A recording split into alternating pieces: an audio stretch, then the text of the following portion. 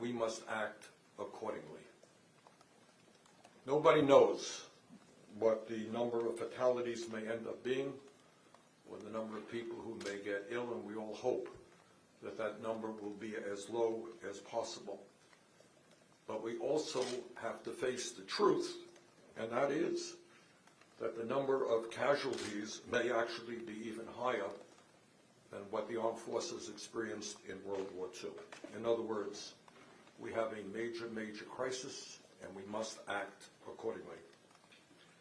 Therefore, it is an absolute moral imperative that our response as a government, as a society, as a business community, and as individual citizens meet the enormity of this crisis.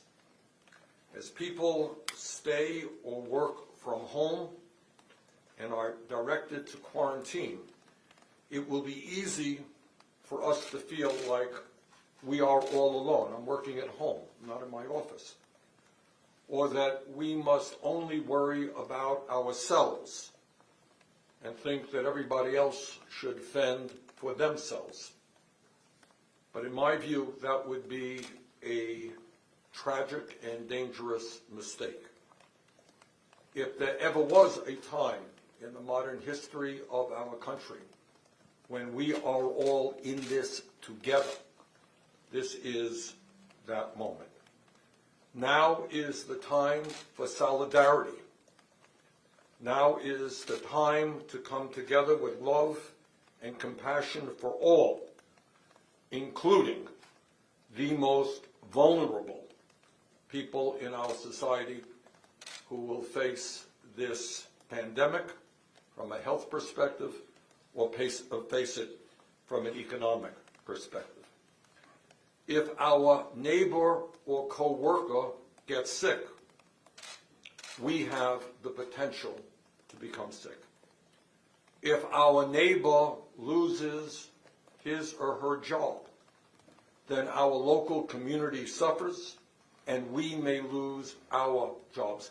We are in this together. If doctors and nurses and medical personnel do not have the equipment and the training and the capacity they need right now, people we know may unnecessarily face additional illness and even death. We are all in this together. Unfortunately, in this time of international crisis, it is clear to me, at least, that we have an administration that is largely incompetent and whose incompetence and recklessness have threatened the lives of many, many people in our country. So today I would like to give a brief overview of what, in my view, we must do to respond to this crisis. First and foremost, we are dealing with a national emergency, and the President of the United States must understand that and declare that emergency. Next, because President Trump is unwilling and unable to lead selflessly, we must immediately convene an emergency bipartisan authority of experts to support and direct a response that is comprehensive, compassionate, and based first and foremost on science and fact. In other words, Congress, in a bipartisan manner, must take responsibility for addressing this unparalleled crisis. Further, we must aggressively make certain that the public sector and the private sector are strongly cooperating with each other, and we need national and state hotlines staffed with well-trained people who have the best information available. One of the aspects of the current crisis is there are people who are asking themselves, what are the symptoms of coronavirus? Do I have a cold? Do I have the flu? Do I have the coronavirus? Who's going to help me? Where do I go to seek medical treatment? How do I get a test? When is that test going to be processed? People have a lot of questions, And at the statewide and federal level, we need experts to provide the necessary information to our people. The American people deserve transparency, something that the current administration has fought day after day to stifle. In other words, we need to know what is happening right now in our country, in our states, and in fact all over the world. If there was ever a time for transparency and honesty and being straightforward, this is that moment. And we need that information coming from credible, respected, scientific voices, of which we have many in our own country and all over this world, not from politicians. And during a crisis, we must make sure that we care for the communities most vulnerable to the health and economic pain that is coming. Those in nursing homes and rehabilitation facilities, those confined in immigration detention centers, those who are currently incarcerated and in jails, and all people regardless of their immigration status. Unfortunately, as I think the American people increasingly understand, our country is at a severe disadvantage compared to every other major country on earth because we do not guarantee health care to all people as a right. And as we speak, some 87 million Americans are either uninsured or underinsured. And when you are uninsured or underinsured, you hesitate about getting the medical care you need because you cannot afford to get that medical care. The result is that millions of our people cannot afford to go to a doctor, let alone pay for a coronavirus test. So, while we work to pass a Medicare for all single-payer system, the United States government today must make it clear that in the midst of this emergency, everyone in our country, regardless of income or where they live, must be able to get all of the health care they need without cost. Obviously, when a vaccine or other effective treatment is developed, it must be free of charge. We cannot live in a nation where if you have the money, you get the treatment you need to survive, but if you're working class or poor, you get to the end of the line. That would be morally unacceptable. Further, we need emergency funding right now for paid family and medical leave. Anyone who is sick should be able to stay home during this emergency and receive their paycheck. What we do not want to see is at a time when half of our people are living paycheck to paycheck, when they need to go to work in order to take care of their family, we do not want to see people going to work who are sick and who can spread the coronavirus. We also need an immediate expansion of community health centers in this country so that every American will have access to a nearby healthcare facility. Where do I go? How do I get a test? How do I get the results of that test? Need greatly to expand our primary healthcare capabilities in this country, and that includes expanding community health centers. We need to determine the status of our testing and processing for the coronavirus. The government must respond aggressively to make certain that we, in fact, have the latest and most effective tests available and the quickest means of processing those tests. There are other countries around the world who are doing better than we are in that regard. We should be learning from them. None of the medical experts that I have talked to dispute that there is a major shortage of ICU units and ventilators that are needed to respond to this crisis. The federal government must work aggressively with the private sector to make sure that this equipment is available to hospitals and the rest of the medical community.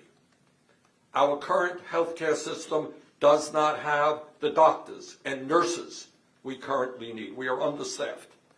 During this crisis, we need to mobilize medical residents, retired medical professionals, and other medical personnel to help us deal with this crisis. We need to make sure that doctors, nurses, and medical professionals have the instructions and personal protective equipment that they need. This is not only because we care about the well-being of medical professionals, but if they go down, then our capability to respond to this crisis is significantly diminished. The pharmaceutical industry must be told in no uncertain terms that the medicines that they manufacture for this crisis will be sold at cost. This is not the time for price gouging or profiteering.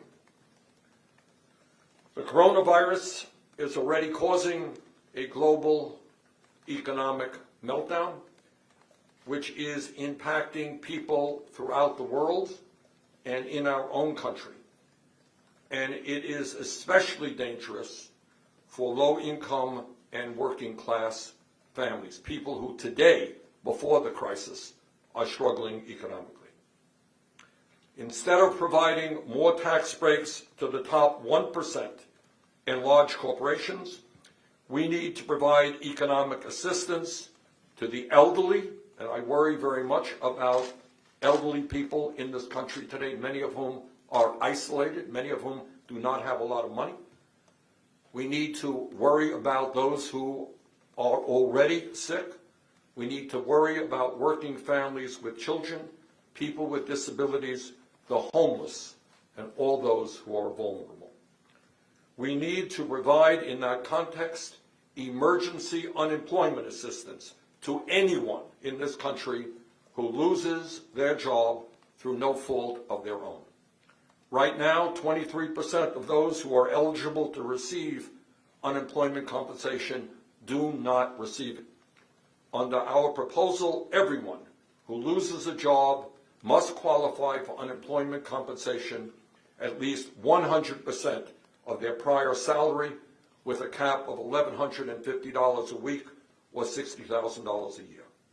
In addition, those who depend on tips, and the restaurant industry is suffering very much from the meltdown, those who depend on tips, gig workers, domestic workers, and independent contractors must also qualify for unemployment insurance to make up for the income that they lose during this crisis. We need to make sure that the elderly, people with disabilities, and families with children have access to nutritious food. That means expanding the Meals on Wheels program. It means expanding the school lunch program and SNAP so that no one goes hungry during this crisis, and everyone who cannot leave their home can receive nutritious meals delivered directly to where they live. We need also, in this economic crisis, to place an immediate moratorium on evictions, on foreclosures, and on utility shutoffs, so that no one loses their home during this crisis, and that everyone has access to clean water, electricity, heat, and air conditioning. We need to construct emergency homeless shelters to make sure that the homeless, survivors of domestic violence, and college students quarantined off campus are able to receive the shelter, the health care, and the nutrition they need. We need to provide emergency lending to small and medium-sized businesses to cover payroll, new construction of manufacturing facilities, and production of emergency supplies such as masks and ventilators, a very serious problem right now in the midst of this crisis. Here is the bottom line, and that bottom line is that in the midst of this unprecedented moment, We need to listen to the scientists, to the researchers, to the medical folks, not to politicians. We need an emergency response to the current emergency, and we need it immediately. We need more doctors and nurses in underserved areas. We need to make sure that workers who lose their jobs in this crisis receive the unemployment assistance they need. And in this moment, we need to make sure that in the future, after this crisis is behind us, we build a healthcare system that makes sure that every person in this country is guaranteed the health care that they need. Thank you all. Senator Taylor.